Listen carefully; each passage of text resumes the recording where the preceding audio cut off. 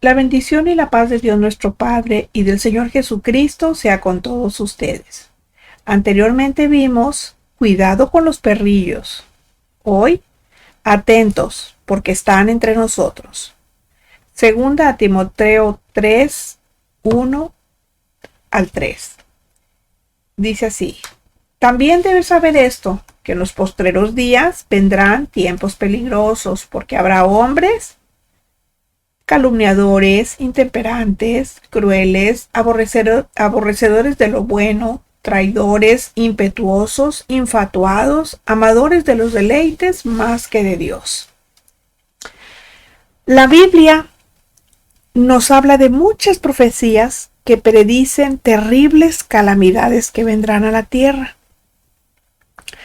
Y en este capítulo de Timoteo, vemos que el apóstol Pablo enumera algunas de las características que tendrán los hombres de estos tiempos peligrosos y que describen un ciclo en espiral ascendente en cuanto a decadencia moral en el comportamiento del mundo. A mí me llama mucho la atención que los calificativos que usa para referirse a los hombres están en plural. No dice aborrecedor, cruel, intemperante, no, habla en plural, dice aborrecedores, intemperantes, crueles. Eso quiere decir que es un carácter predominante instalado de manera común y natural que una gran mayoría de personas tendría. Estas malas actitudes de los tiempos del fin continúan hasta el versículo 5. Y como cristianos hijos de Dios, debemos estar en guardia para identificar estas características egoístas que la carne tiende a adoptar y que, desgraciadamente, pues están en muchos que tenemos a nuestro alrededor, incluso, fíjense, en aquellos que nos enseñan desde el púlpito. Pero de esto les voy a hablar la próxima semana. Hoy nos vamos a enfocar, entre otros, en los calumniadores. Juan 8:44 en su parte C dice: cuando habla de mentira, de suyo habla porque es mentiroso y padre de mentira. Calumniadores quiere decir literalmente diablos, porque imitan el carácter del diablo al inventar y mentir constantemente sobre otros, porque con sus calumnias intentan arruinar el prestigio del otro. Todos sabemos que calumniar es hablar falsamente de una persona, dañando con ello su reputación. Claro que siempre se han dicho muchas mentiras hirientes sobre otros. Eso es desde siempre. Pero actualmente la calumnia ha llegado a ser no tan solo un gran negocio, sino una manera de hacer dinero. Y la Biblia enseña de ella tanto en el Antiguo como en el Nuevo Testamento. Éxodo 20:16 dice: no hablarás contra tu prójimo falso testimonio. La calumnia tiene relevancia en la lista que Dios hace de los agravios, tanto que la incluyó en los 10 mandamientos. Este es el 9º mandamiento. Dar un falso testimonio es calumnia por las falsedades que se han esparcido. Por ello, calumniar es simplemente mentir acerca de alguien de manera malintencionada, intentando que otros vean a la persona de manera negativa. Pero ¿saben qué? Que Dios odia la mentira. Hay mucho paralelismo entre la calumnia y el chisme en cuanto a cómo Dios los ve, porque a sus ojos ambos, o sea, tanto la calumnia como el chisme son malos, y la Escritura los condena. Chismear es platicar ociosamente de cosas que atañen a otros. Es ser indiscretos al difundir los secretos que alguna persona le confió a otra no merecedora de esa confianza y los pasa más adelante así bien fácilmente. Pero la calumnia es difamar generalmente con malicia, inventando y esparciendo veneno donde sea que pueda afectar más. Porque esa es la intención, causar daño. Así que a cuidarnos, porque todos son santos cuando hablan de los pecados, pero no de los propios, sino de los ajenos. En Romanos 1:28, 32, dice el texto: Y como ellos no aprobaron tener en cuenta a Dios, Dios los entregó a una mente reprobada para hacer cosas que no convienen, estando atestados de toda injusticia, fornicación, perversidad, avaricia, maldad, llenos de envidia, homicidios, contiendas, engaños y malignidades. Y aquí habla específicamente de los calumniadores. Dice, habrá murmuradores, detractores, aborrecedores de Dios, injuriosos, soberbios, altivos. Y aquí vienen los inventores de males. Esos son los calumniadores. En este pasaje Pablo enumera, como vemos, muchas características de lo que es una mente retorcida, una mente depravada. Y está incluyendo la calumnia. Y la calumnia sale del corazón.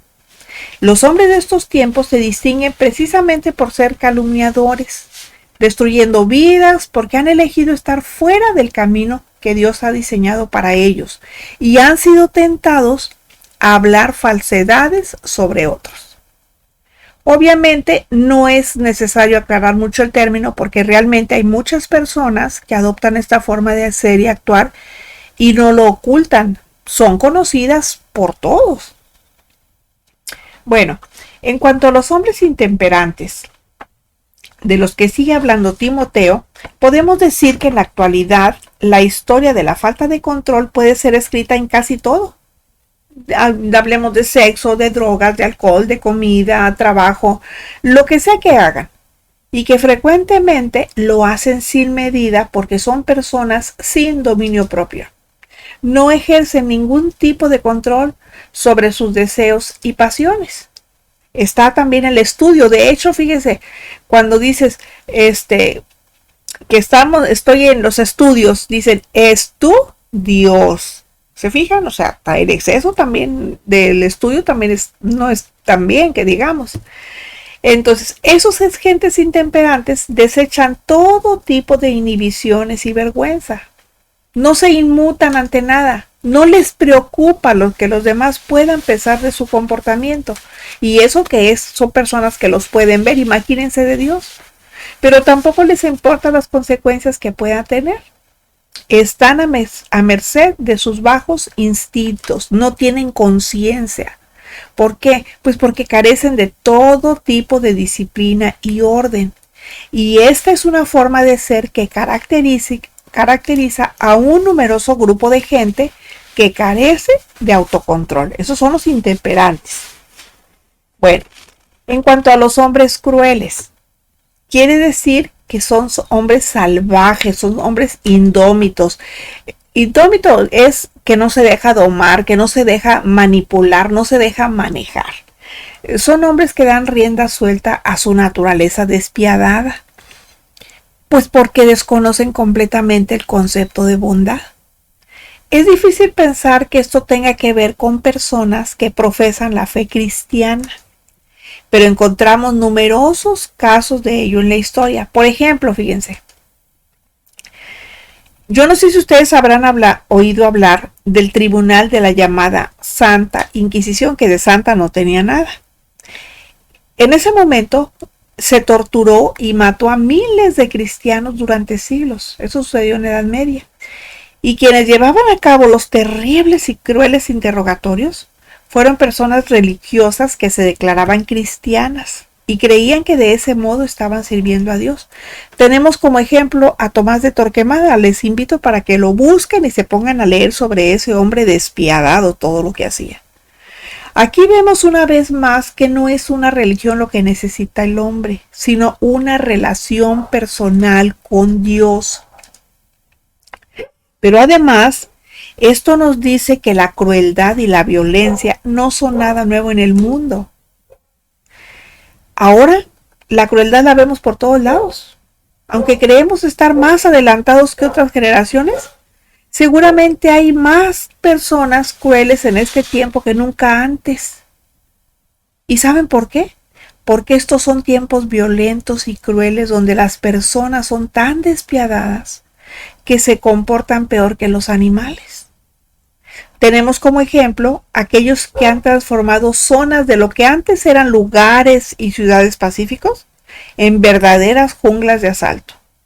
Ha sido tanto que se han convertido en enemigos de lo bueno. Y así es como se debería de traducir la otra característica, que es aborrecedores de lo bueno. Bueno viene de bien. Y todos los hombres, todos, llevamos grabado en nuestra mente lo que son el bien y el mal. Aunque claro, eso se puede manipular, se puede cauterizar o se puede perturbar, digamos, por agentes externos. Aborrecer lo bueno es propio de sociedades en decadencia, como la que estamos viendo hoy en día. Pero como se pretende o se presume de ser hombres civilizados y educados, pues hay que disimular, hay que camuflar, hay que esconder la realidad del corazón detrás de eufemismos para que se oiga bonito, detrás de máscaras para que no nos veamos tan mal, detrás de apariencias y de argumentos sutiles. Sin embargo, hay un bien, una moral y leyes justas que son comunes a todos, aunque siempre estén supeditadas a interpretaciones diversas, porque la ley, dicen los abogados, sobre todo los que son marrulleros, dicen que la ley es de interpretación. Pues bueno, pues así dicen ellos, pues así será. Aborrecer lo bueno sería en este caso llamar malo a la disciplina, desechando las instrucciones reveladas en la palabra de Dios. En una sociedad que al no tener principios bíblicos idolatra el relativismo moral de sus valores, entre comillas, pues no tenemos ninguna posibilidad de definir lo que es el bien y el mal. Y esta idea, sin verdades absolutas que definan claramente un patrón de comportamiento, lleva a las personas a una mezcla que solamente puede conducir al caos y al vacío. ¿Qué estoy diciendo con esto? Que es como regresar al principio, como cuando la tierra estaba desordenada y vacía, hasta que la voz de Dios separó la luz de las tinieblas y vio que la luz era buena. Isaías 5:20 dice: ay de los que a lo malo dicen bueno y a lo bueno malo, que hacen de la luz tinieblas y de las tinieblas luz, que ponen lo amargo por dulce y lo dulce por amargo. Esto es lo que sucede frente a nuestras narices en estos tiempos donde están de moda eufemismos como derecho a decidir. Ahora se dice así para no llamar por su nombre al impedimento de nacimiento de bebés, a la interrupción más bien del nacimiento de bebés y el quitar la vida a otro ser humano. O digamos, parejas de hecho. ¿Qué estamos diciendo ahí? Estamos encubriendo la fornicación. Para no llamar fornicación se le dice parejas de hecho. O también libertad de expresión. Eso es para esconder la calumnia con campañas diseñadas por ingeniería social que manipula a las masas. Porque ahora, déjenme decirles que ahora el discurso es contrario a lo que la mayoría ve. Porque nosotros estamos viendo cosas buenas, pero vienen los medios de comunicación y nos dicen que no, que todo está mal, pero nosotros estamos viendo lo contrario. Y hay mucha gente que sí se deja manipular. Pero ¿qué decimos del matrimonio igualitario? Se le llama así para no ofender a parejas del mismo sexo, aunque ellos sí ofendan a Dios con sus cochinadas. Esto es el pan de cada día. Y los cristianos, calladitos, nos vemos más bonitos. Sin embargo, el Evangelio nos enseña a discernir el bien del mal a través del conocimiento de la verdad, que hace libres del pecado a los hombres que son destruidos por el enemigo que los tiene en sus manos. Y fíjense una cosa curiosa. En la antigüedad los egipcios llamaban a las bibliotecas el tesoro de los remedios del alma. Pues así es como los cristianos deberíamos de llamar a la Biblia, porque en ella encontramos verdades espirituales que curan la ignorancia, que es la más peligrosa de las enfermedades y el origen de todas las demás. Timoteo nos habla que estos hombres serían hombres que vivirían en los últimos tiempos, y la Biblia nos dice que estos tiempos son como los tiempos de Noé, donde el hombre hace todo lo contrario a lo que Dios pide. Segunda Tesalonicenses 2, 11 y 12 dice: por esto Dios les envía un poder engañoso para que crean la mentira, a fin de que sean condenados todos los que no creyeron a la verdad, sino que se complacieron en la injusticia, porque, miren, por haber rechazado el amor de Dios y su salvación, el espíritu de engaño cubre a la humanidad caída. Por eso aborrecen lo bueno. Y con eso nos estamos refiriendo como bueno a la sabiduría de Dios, al consejo de Dios, a su reprensión, a su corrección. Quizás se pregunten, ¿y cómo eran los tiempos de Noé? Pues igual que ahora, no había mucha diferencia, porque también había hombres amadores de sí mismos más que de Dios, eran idólatras, eran calumniadores, eran traidores y un larguísimo etcétera. No hay ninguna diferencia. Y hasta peor, porque ahora estamos hasta peor, porque ahora se acepta la homosexualidad, el aborto, la pedofilia, la fornicación, la traición, el adulterio, la deshonra a los padres, etcétera. Y todos lo ven como algo normal. O sea, ya no hay diferencia entre lo que es un hijo de Dios y lo que es un creyente. Así se ve. Hoy se ama lo que Dios aborrece, olvidando que Dios es el mismo ayer, hoy y por los siglos, y que lo que antes era abominación para Él, lo sigue siendo ahora. Imagínense cuántas veces hemos acatado lo que Dios aborrece, aceptando leyes que causan escarnio a la sangre de Cristo por el desprecio que de Dios hay. Pero como la gracia todavía no se ha cortado, tenemos tiempo para buscar el arrepentimiento, para volvernos al Señor, para volvernos a todo lo bueno que tiene para nosotros. Dice Jeremías 29:11 que Dios tiene pensamientos de bien para nosotros y no de mal. Y nosotros tenemos que amar lo bueno, como enseña Miqueas 6:8. Dice, oh hombre, Él te ha declarado lo que es bueno. ¿Y qué pide Dios de ti? Pues solamente hacer justicia y amar misericordia y humillarte ante tu Dios. Eso es lo que tenemos que hacer. Bueno, en cuanto a los traidores, porque acuérdense que estamos todavía con el capítulo 3 de segunda carta a Timoteo. En cuanto a los traidores, no hay mucho que decir, solo que son personas que defraudan la confianza que se puso en ellos y son personas en quienes no nos atreveríamos a confiar nunca jamás. Y déjenme decirles que tristemente aquellos que nos traicionan son a quienes les abrimos nuestro corazón porque es a los que tenemos más cerca de nosotros. O sea, es poquito, pero muy directo y sustancioso, para que lo entendamos. Eso no merece nuestra confianza, los traidores no merecen nuestra confianza. Y déjenme decirles que un traidor es aquel a quien usted le abrió su corazón y va y habla a otra persona de lo que usted dijo. Y usted pregúntese si no va a ser lo mismo cuando usted en confianza también le cuente algo. Los impetuosos, que literalmente quiere decir cayendo hacia adelante, es otra característica. Ellos son peligrosos, son temerarios, excesivamente imprudentes ante el peligro. Son personas que se abalanzan sin pensar en lo que hacen y en las consecuencias que sus hechos tendrán. Es, digamos, como ese dicho que dice, se avientan como gato a bofe. Son insensatos, irreflexivos, precipitados y no se detienen ante nada ni ante nadie. Esto se manifiesta en sus obras y también en sus palabras. Nadie puede decirle nada porque ellos ya lo saben todo. Es todo lo contrario de lo que debe ser el carácter cristiano. ¿O a poco no es cierto que a veces nos encontramos con personas a las que les decimos, sí, es que yo ya lo hice, es que ya a veces lo que yo ya te había dicho, es que fulanita así ya me lo está haciendo, sí, acaba de hacer eso y por eso sucedió esta cosa? Esos son los impetuosos. Pero también vienen los infatuados.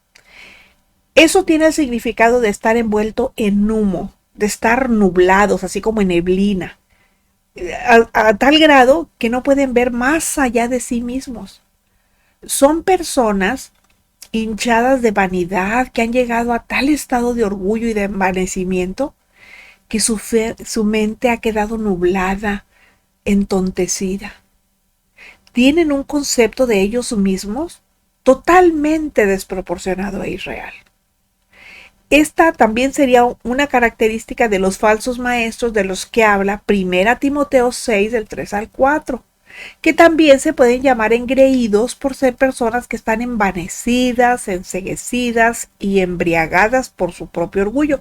Tenemos muchos ejemplos, ahí están los falsos apostolobos o los profetilocos, que son nada más saqueadores de los ignorantes de la palabra. Finalmente, por esta ocasión tenemos a los amadores de los deleites más que de Dios. Son amadores de sí mismos más que de Dios por el yoísmo.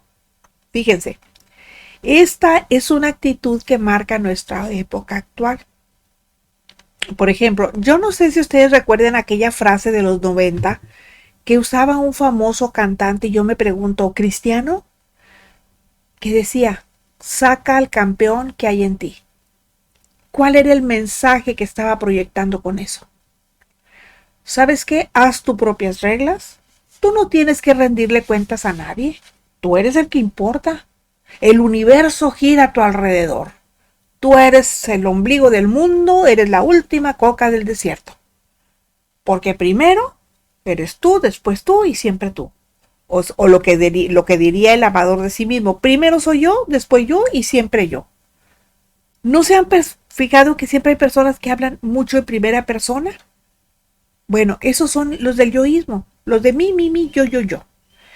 Dice Salmos 16:11, en tu presencia hay plenitud de gozo, delicias a tu diestra para siempre. Los cristianos tenemos que ser radicales y definirnos. Nosotros no tenemos que escoger entre Dios y los deleites terrenales porque no hay punto de comparación. Nosotros debemos dejar a un lado el yo y el mí, porque no se trata de nosotros, sino de Dios. Servir a Dios es el máximo deleite, pero tenemos que elegir entre el amor a nosotros y el deleite y el amor a Dios. Vivir para Dios nos dará muchos deleites, muchas satisfacciones que solo vendrán cuando lo amemos a Él primero y nos neguemos a nosotros mismos y a los placeres mundanos. Así que entonces ya basta del yoísmo. No obstante, esta es una característica general de la humanidad de nuestro tiempo. Nunca se ha gastado tanto dinero como ahora en proporcionar y en obtener placer. Hay entretenimientos que atraen a millones de personas y en los cuales muchos se refugian para huir de su soledad y necesidad espiritual.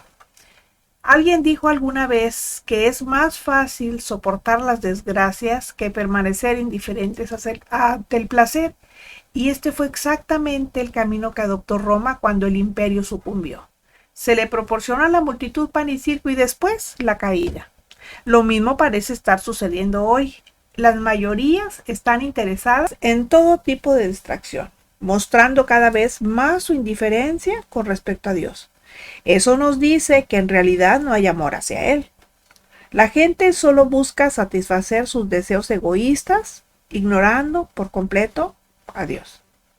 La comodidad, la buena comida, la satisfacción sexual y otros satisfactores llenan la vida de los hombres de nuestro tiempo porque están entregados y controlados por sus propios placeres. Ahora, yo no estoy diciendo que pasar un buen rato de vez en cuando sea malo. Yo no estoy diciendo eso. El problema es cuando nos desenfocamos de Dios y buscamos el placer o el deleite con la esperanza de que nuestros problemas se vayan. Porque la única manera de poder resistir estos tiempos peligrosos es precisamente parándonos en la palabra de Dios, que no solamente nos dará una perspectiva apropiada de lo que estamos viviendo, sino que también nos enseñará cómo vivir plenamente para Dios. Yo pregunto, ¿realmente le estamos permitiendo a Dios que nos guíe en estos tiempos peligrosos?